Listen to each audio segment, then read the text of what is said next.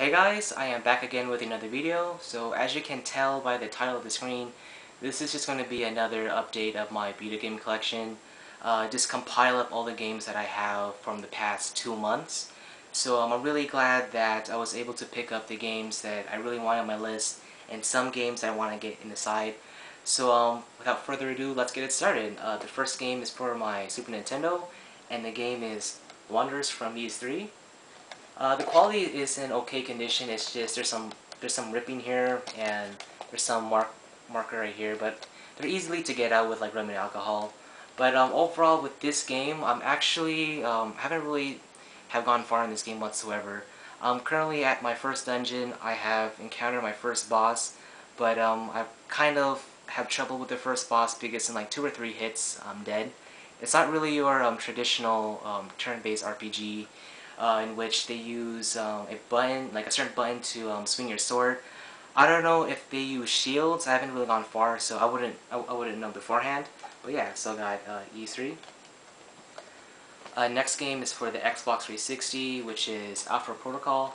Really good game. I've been meaning to get this game when it first came out, but I've seen reviews of this game saying that it was horrible with poor AI and a lot of glitches. Most of the time it's true, but for me, I kind of enjoyed this game a lot. It's kind of like Mass Effect, in which you use certain dialogue trees where each dialogue differentiates from one another, or you could be a good guy, passive, or like a complete asshole. But I really like that because as the story progressed, the way you interact with people, it actually it actually reveals the story more, gives you more information to the character. But yeah, but what I don't like about this game is just the enemy AI. That's what I actually agree with. They're fairly easy to outsmart. You could actually beat this game without killing anyone besides like bosses whatsoever.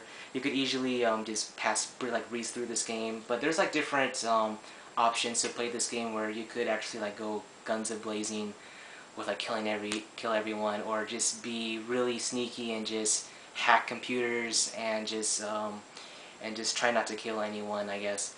But yeah, I really enjoyed this game. I actually beat this game on normal. I was a freelancer.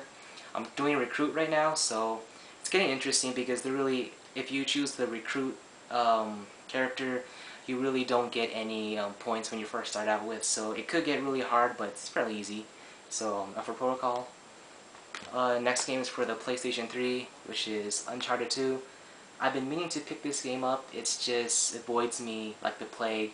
I've been checking on GameStop a lot, and usually they have this ugly greatest hits case, which I don't really like. I like the clear case. I don't know why they make greatest hits cases like really ugly, but for this game, I've been meaning to pick this up. It was still expensive back then. It was like around 30 to 40 bucks, but I was able to get this for around $20 plus the discount. So really happy to get this. This is the Game of the Year edition, where it contains I think all the bonus content of like the multiplayer maps and characters, I guess. So got that.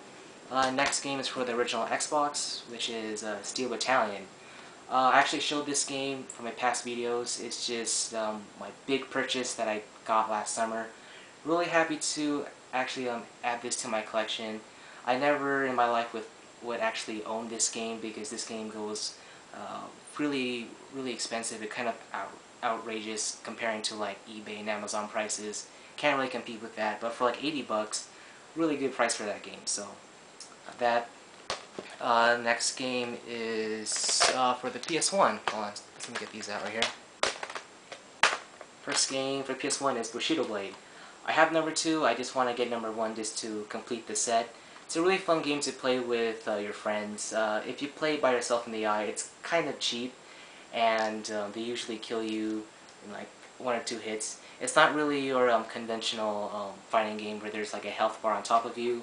The way you swing your sword or your stance, it depends on how you utilize that to attack your enemies. So for instance, if you get like a sword and you swing it at that person's head, that's like an instant kill. If it like swing and hits your arm, that doesn't really do as much damage. It's just basically slows you down, makes you more weaker, I guess, makes you more slower. So it's a really fun game to play with your friends. If you play it by yourself, The kind of like the AI is kind of cheap in my opinion. So got that. Let's see. I'll put these two together. We have Saga Frontier 1 and Saga Frontier 2. It's another game that I wanted for my RPG collection, namely because it was Squaresoft. And I've been playing a lot of Final Fantasy games for the PS1 most recently, and I want to try something out differently. So I got these two games just to try these out. Haven't really popped them in yet, but I just tested them out to see if it works, which it did. So I got these two games. Next game is Xenogears. This game is actually on my top list of games that I want to get for my RPG collection. This game I had to pay full retail. It was like around $45 plus tax, but I didn't really mind that. It was actually one of the games that I really wanted to get, and it's in acceptable condition, I guess. The discs are really nice, no scratches whatsoever. It's like in perfect condition. So I just had to get this game for that price because I can't really find this game like cheap, because I've seen people on YouTube that could get this game for really cheap, under $45. I saw one YouTuber that got it on a on like a Goodwill for $4, which is a really good price. But I kind of had to pay for that, pay for retail for it, because I really wanted this game. So that last game. We have Elemental Gearbolt. This is my first Working Designs game. I see a lot of high praise with the whole Working Designs company because it went out of business and their games are kind of hard to find most of the time. So I just had to get this game. It's a shooter RPG where you use a gun con, but it's also compatible with the regular PS1 not arcade stick, D-pad or controller, I'm sorry. But yeah, so it's a really good game. I actually played a couple levels of it. It's really easy actually. The usage of the controls, like you don't really need a gun con for it. Just use like the normal D-pad and it's actually the same. So I got that. Let's see. Also, I got a new console, which I want to show you guys. It's like behind the camera right here. I should have gotten it out, but the console is a PS1 Slim. It comes with the LCD screen. I got this for $30 at Buybacks. Buybacks is basically a movie, CD, video game store that sells like used stuff. And I was able to get this in the display case. It didn't came with this. I got this in the swap meet. I got this for $5. But it came with the it came this together, plus the cords and the controller, which is back there. But you could actually use a PS2 controller to hook it up to play it. So that's pretty cool. So I got that, and yeah, that's pretty much it. Hopefully, I think next month, like the next 2 weeks, me and my friend is gonna do the same thing again. And there's actually some games that I kind of missed out picking up, so hopefully the games that I wanted to get is hopefully still there.